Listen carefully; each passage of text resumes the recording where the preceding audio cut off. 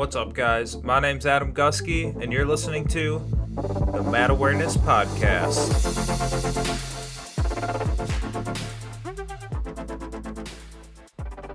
So last week, I had Tyler Berger on the show.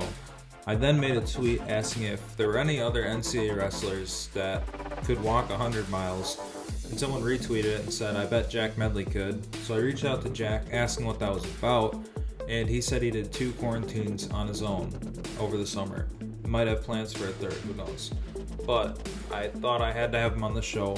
Interesting dude.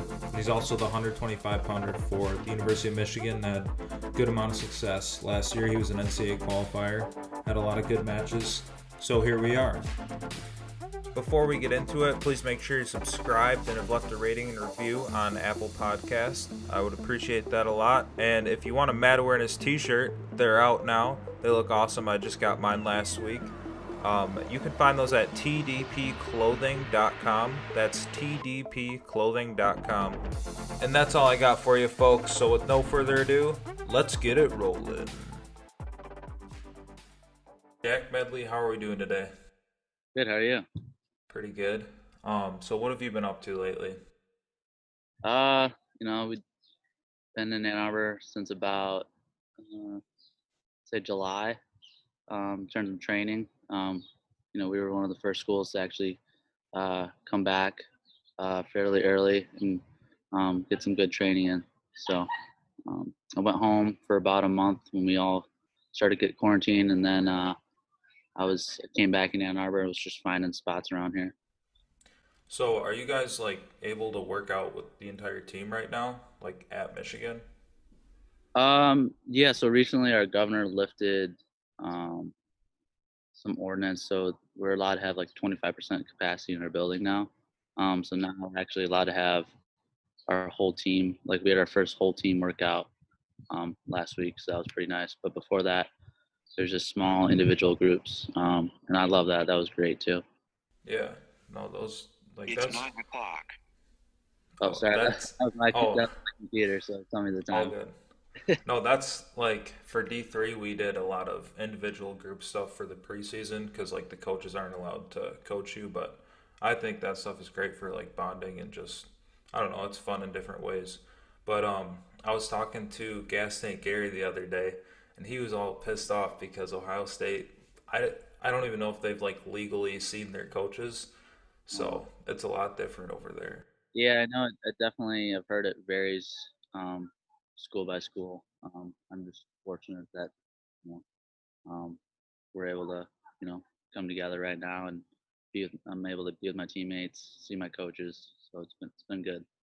For sure. What is so? Are you guys gonna have a lot of people redshirting this year? That I don't know. I haven't really, I'm not really in the loop with that type of stuff. Um, I know there's multiple guys on our team that have an Olympic red shirt and guys that Hmm. have a regular red shirt. So that I couldn't tell you. I only mention that because you guys could have a really really good team. If you sent everyone out there, you know. Yeah. Yeah. I mean, this year I'm pretty optimistic we'll have a season. Um, I know we have big things ahead of us. And I'm pretty excited for this upcoming season. That's awesome. By the way, I love the sweatshirt. Looks Yeah. sick. My one of my friends from my hometown, she owns her own, or she started her own clothing business. Um, she made this, so it's pretty cool. Nice, good stuff. So who's been your favorite guy to train with for this preseason period? Ooh, that's tough. I wouldn't say I have a favorite. I mean, it's definitely been good to, especially in the beginning of quarantine and during the summer, just finding different rooms and wrestling with guys I haven't seen since high school or I've never wrestled with before. It's been pretty good just to kind of mix up my partners and stuff like that. Um, so yeah, I wouldn't say I have a favorite, but it's been a good mix. Do you wrestle with guys from other colleges or I mean, when I'm here, no, I mean I only train with the guys in our room. for off season? Off season, Usually not. No, I usually stick around here. But this quarantine, during the quarantine, I bounced around a little bit and wrestled with some different guys, and it was pretty good. So, okay, so do you train with like Michik a lot, however you say his name? Oh, Stevan, yeah, I mean uh when I can. I know this past year when he was in the Olympic red shirt, they had a little bit of a different schedule in terms of their training. There was more freestyle based. But whenever I can grab that guy, he's world class. He's one of the best in the world. So I'm just fortunate to have him as a partner in the room. Like, what is it like wrestling someone of his caliber? Definitely unique because he's got a very unique style. It's more foreign. Um, Hmm. the way, uh, just his stance is a little bit different. His feels a little bit different, like his ties. Um, Yeah, it's good. It's a good mix. It's good to feel that because I don't see that too often. yeah, good stuff. Who are you most looking forward to beating this year that you had a close match with last year, like that you lost to, that you want to get revenge on? It's tough. Let's see. Let's hear some names. Um, I would probably say my third and fourth place match at Big Tens. I lost to the kid from Northwestern. I think it was like the third triple overtime. Um, I'd Dang. say that guy. I lost him during the season. At Didn't you a beat him in the duel though? Or is that a Yeah, different so guy? I lost him at an individual tournament during the season, and then I beat him in the duel. And then I ended up losing to him at for third and fourth at Big Tens. But that guy's good. But I look forward to competing with him again. Yeah, awesome. I like the little rivalry that's being Yeah, created. yeah. It's been yeah, it's been good so far. So I was just like running through your page on like the Michigan wrestling website, and one of the things they said was you're the only guy to hold Spencer Lee to a decision. How do you view that accomplishment, and also just like what was it like wrestling him? Um, I don't say that. I don't think that's an accomplishment. You know, the bottom line is I lost. Um, and yeah, I'm the only one of the only guys to do that. But I don't really like to be known as that guy to hold the decision. I want to be Yeah, known as the guy to beat him. But, that guy, he's world class. Um, he's a two-time champ. Um, and but I would say I definitely look forward to competing against him again. Um, that should be fun. was there anything about his wrestling style or positions that stuck out that was like, okay, I've never felt someone this good at this position before? Um, yeah, I'd say like you know he is a lot stronger than he looks. Super good grip strength. Super good grip strength. I think that's why he's so dangerous on top. Once he gets your wrist, he's probably not gonna get it back. Um, and just kind of I know like the type of shots he takes. He's pretty flexible too. So he's a little bit stingy in terms of like he's hard to score on stuff like that. Um, but yeah, definitely his grip strength and his overall strength he looks a lot stronger than he is. Cool, good stuff. My last like wrestling related question is who was like what was your favorite win looking back last year? Uh, I would say definitely the Northwestern duel. Um, that was I've never actually been in that spot where it's come down to me to either win or lose the duel. Because I'm usually the guy trying to start us off on a good note. Hmm. Um, but we ended up losing the coin toss, and then we started at 133. Um, and so I knew I was going to be the last match. So it was a little bit different in terms of like I was able to recover a little bit more. I was able to fuel up a little bit more. I had a lot more time, so I didn't really warm up right away how I normally do. I kind of waited till the middle point or halfway through the duel. But once I knew it was going to come down to me and him, I was very very excited. I was very excited just for being the opportunity. Um, and I made the most of it. It was a pretty close match. He ended up getting a takedown with like 30 seconds left. And at that point, I've actually never, up until then, I never have beaten that guy.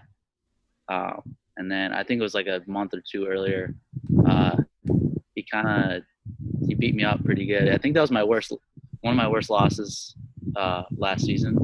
I think he almost majored me in the tournament. Okay. So I was pretty excited to wrestle him again because I knew, that first match, I knew I was better than that. It was pretty exciting. I would say, yeah, that was definitely my favorite match of the year. Just my teammates were hyping me up after, and just overall great experience. That's like every wrestler's dream too, to have it come down to the last match and then win. And what were the rankings at that time? Like, do you know, for you and Uh, him? I don't really remember. I don't know. I might have been ranked at the time, like pretty like high, like or pretty low, like in the 20s maybe, or I might have been Yeah. unranked. No, I think he was ranked pretty high at the time. I don't really remember. Um, but I mean, I don't really think rankings really matter. It's literally just a number next to your name. Um, anytime you go out there and wrestle, you have an opportunity to win. Hmm. And that's pretty much how I looked at it. I don't really care about rankings or stuff on paper. Um, I know how to wrestle. And I know if I compete to my best ability and I stick to my style, that I have a pretty good chance at winning. Yeah. So That's good stuff. I only mention that because, like, obviously, the duel comes down to that match. You get the win, and it's a guy who, like, people are probably thinking he's gonna win, like, based off the rankings. yeah, That that's good yeah. advice, though. I remember I was like super zoned in, just ready to go. I was just pretty pumped as soon as that the ref blew the whistle. It was game on, and I was ready to go. And um, yeah, I ended up coming away with the win for myself and for the team. So, from getting like almost majored in the beginning of the year to beating him in the duel, like when the lights are on and stuff, how did you make that switch and like get your confidence up? Um, I would say this last year our team was pretty young because we had a lot of guys redshirt. We had a lot of guys step into the lineup for the first time, like myself. And during the year we really focused on like individual development. Um, just like each week coming away with something that you can improve on. And I could tell just every each and every week we were getting better. Um, even though we were so young, we were getting better every week, and I think that came into play, especially during the duel. Just so I knew, when I wrestled him, I just had to make a few adjustments. It wasn't anything really major, just a few minor adjustments. And we worked on some things, and I'd say, yeah, just coming in every week and just focusing on little adjustments and focusing on improving. That played a big part. And one last question about the match. So, like, you are a 125 pounder. Normally, they cut the most weight and then are like the first match of the duel. Yeah. How did you like being the last match? Um, See, for me, I'm not really like the biggest 125 pounder. I mean, I don't really cut a lot of weight. I usually hover, like in season, I usually hover around 130, 131. I never come in more than 6 pounds over in the beginning of the week. So I don't really. It's more just managing my weight. And, I don't really have to cut, so I always feel really good. So for us, we usually want to um, start with me right away. Um, I think their guy was cutting a little bit of weight, so that was their strategy was to have him go last because they won the coin toss. And as soon as they wanted to go last, I remember looking my Coach Boyer. We looked at each other and we just smiled at each other. And we knew like they were a little bit scared, and I was just excited and ready to go. So yeah, it was a little. I mean, it was a little different just waiting that long. It almost felt like just going through like a first and second round of like a tournament, an individual tournament. Um, but it was also good because I could just sit back and watch my teammates compete right away, and then um, yeah, I ended up being the last match, and it was definitely it was unique, but it was pretty fun.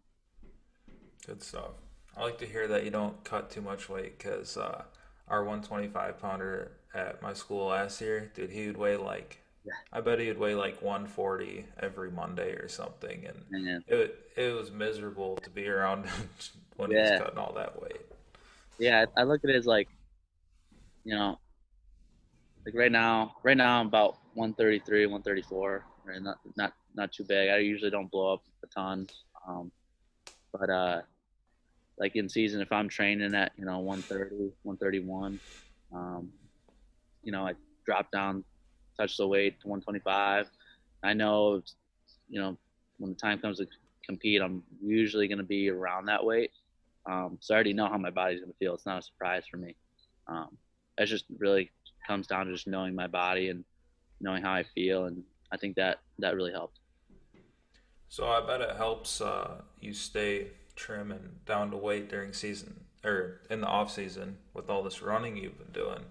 Yeah. So how this came about was I tweeted about Tyler Berger did a 100-mile walk, and John Kozak was like, "Oh, I know another wrestler who could for sure run 100 miles," and he mentioned you. And I was like, "Is this true?" And you told me you did two marathons during the quarantine. What kind of sicko are you to be doing two marathons during quarantine? Um, you know, I mean, some people say it's like crazy and stuff like that. I mean, I don't really look at it as crazy. I think it's something um that's just kind of who I am, and um kind of how I go about things. And um, you know, it was like the beginning of the quarantine where we all went home, and I think I sent the whole team just like I just created a list of like things like workouts, like crazy workouts you could do during the quarantine. And one of them was a marathon.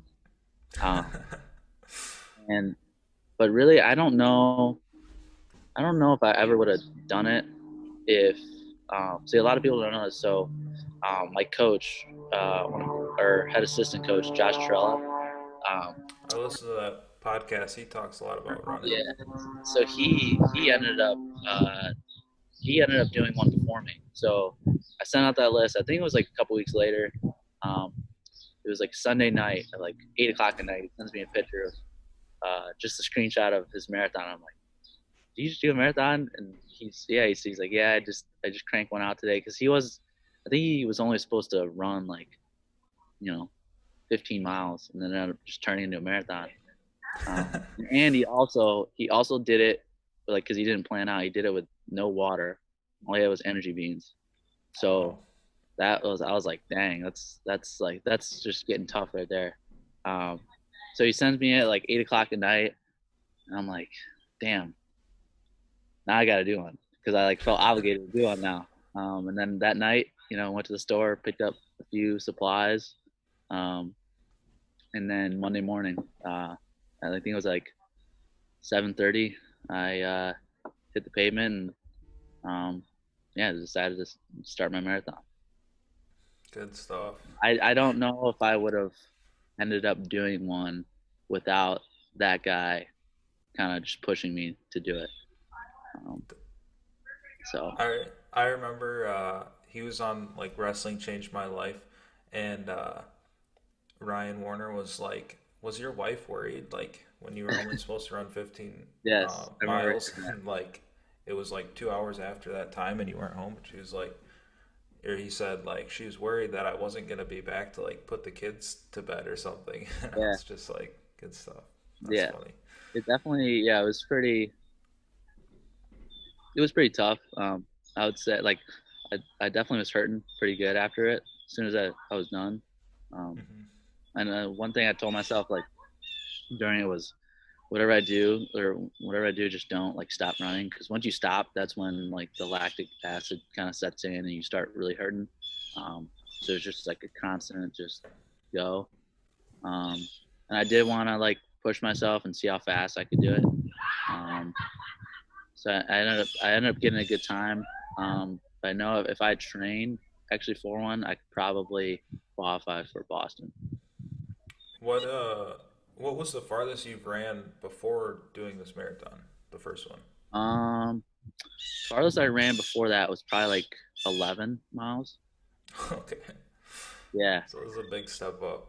yeah, yeah, definitely was uh like as soon as I hit like I think the first time I checked where I was at. So what I like wanted to do was just not check until like I couldn't anymore. So I figured I was about 2 hours in, and I decided to once I looped back to my house. I also didn't plan like where I was gonna run. I just went up and down and everywhere throughout my town. Um, and the first time I checked, I was at like 16 and a half miles. And I was feeling like pretty good. I was like, dang, like I already did 16 and a half. Like I literally have less than 10. Like let's go. And I was feeling good. Um, you know, time I hit the wall because everyone kind of hits a wall during it. I was lucky enough to hit it at like mile 23. Um, Okay. so those last 3 miles felt like another 10.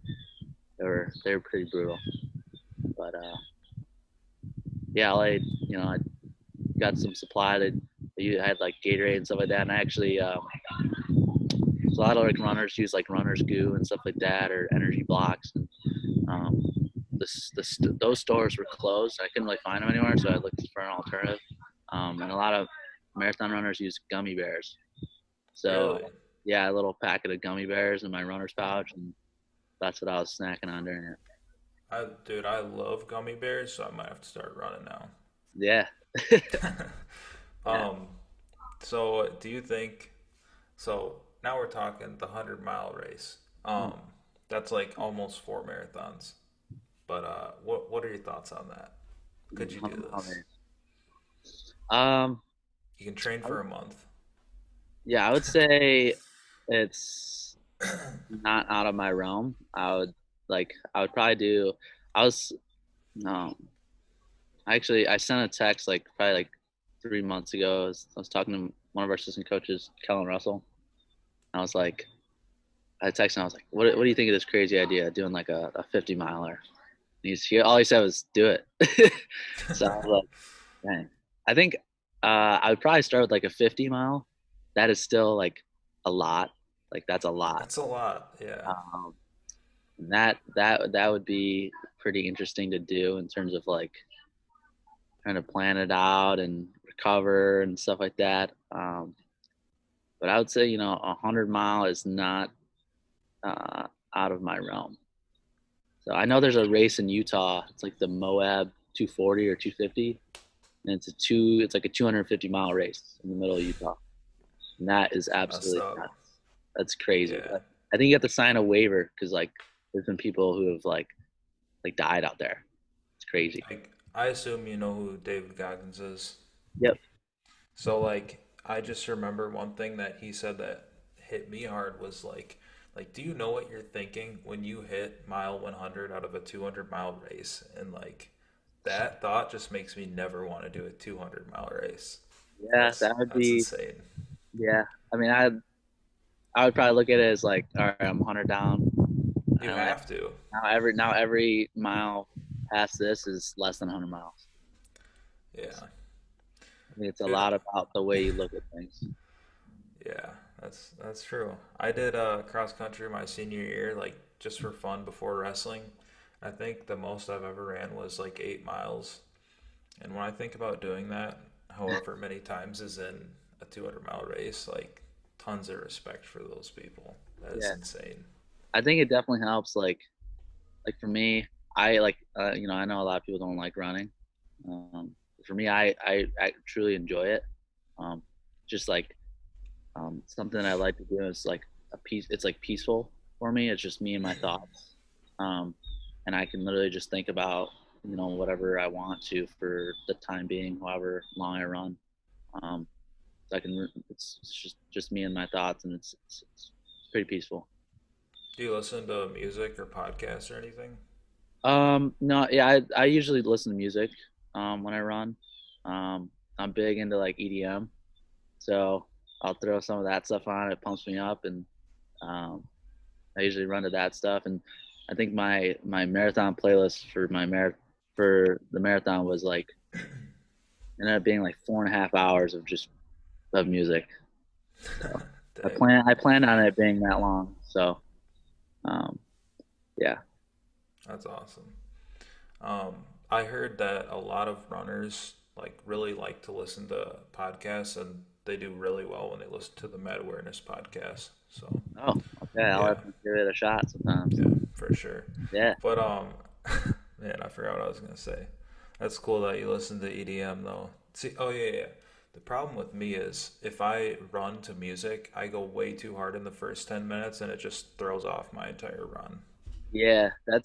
Yeah. I know a lot of people that do that. They kind of go balls to the wall like right away. Um, and then they can end up only doing like they can only run for so long because they kind of blew their gas tank right away. Yeah. You really got to kind of pace yourself out. I guess that's kind of how it is with wrestling. Like, I didn't really have the discipline to listen to music for my matches because I'd go too hard in the first period and then end up like gassed right away. But like, do you listen to music before your matches? Um, Like hardcore yeah, music, whatever that is for you. I mean, it kind of varies. Like individual tournaments, like I usually won't like listen to music or put on my headphones, but like before like a duel, if we like throw music on or I throw some music on like our speaker, I'll do that. But um, I would say most of the time I don't really um, listen to music, except when it's a duel. I'll usually throw on some music. Yeah, nice. Um, so I had Tyler Berger on last week. He did the 100-mile walk. Now we got you on. You did the two marathons in quarantine. Who's winning a 100-mile race? You or Tyler Berger? Oh man, I would have to give that to me. I think I could probably run a good amount of it, um, but we'll see. Maybe we can set something up. I don't know. Oh, We'll have to let's meet do it. somewhere and set it up. But I would put my money on myself. So Respect. Respect the confidence. Um, dude, so the thing about him walking 100 miles was that he did it without any sleep. What do you think is harder, 100 miles running or walking? Like if you don't sleep throughout the entire thing? I don't know. Just like walking 100 miles straight, like that's impressive. Just like the mental toughness to do that um, is just that's crazy.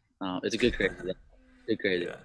Um, to do without any sleep, that um, that's very impressive.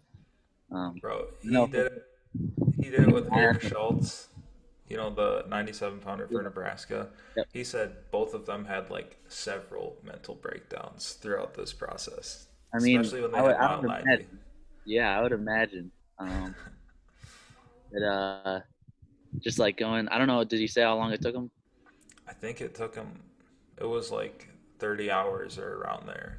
30 hours. Yeah, it's that's definitely crazy, especially to do without any sleep. I know, like I follow this guy online who, he owns his own like he's an entrepreneur. He owns his own like um, supplement company and fitness company. He actually was in the military. He did like a 100-mile ruck. Um, Okay. with Do it you know was what like his name is? his name's Nick Bear. Okay. Um, definitely, I would definitely look into that guy. I've been following him for a while. He's definitely got a lot of motivational stuff. He's actually currently training for a marathon. He's trying to get a sub 3 hour marathon. He's like 195 pounds. Um, Wow. so, um, but yeah, I would say like um, doing that without any sleep is that's pretty impressive. For sure. Um, how do you spell his last name? Is it like Bear? It's Bare. Bare. Okay. Yeah, I'll Yep. have to check that guy out. Yeah.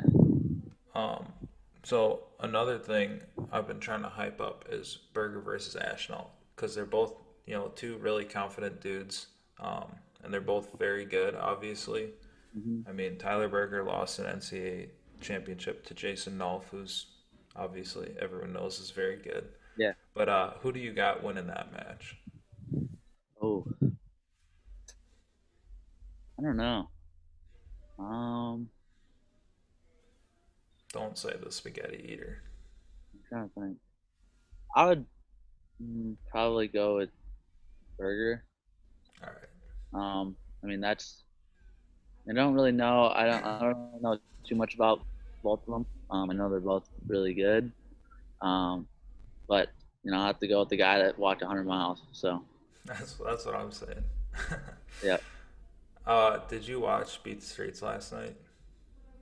Um, I watched um the first match with Seth Gross and Joe Dude, Cool. that was crazy. I think that was the best match of the night.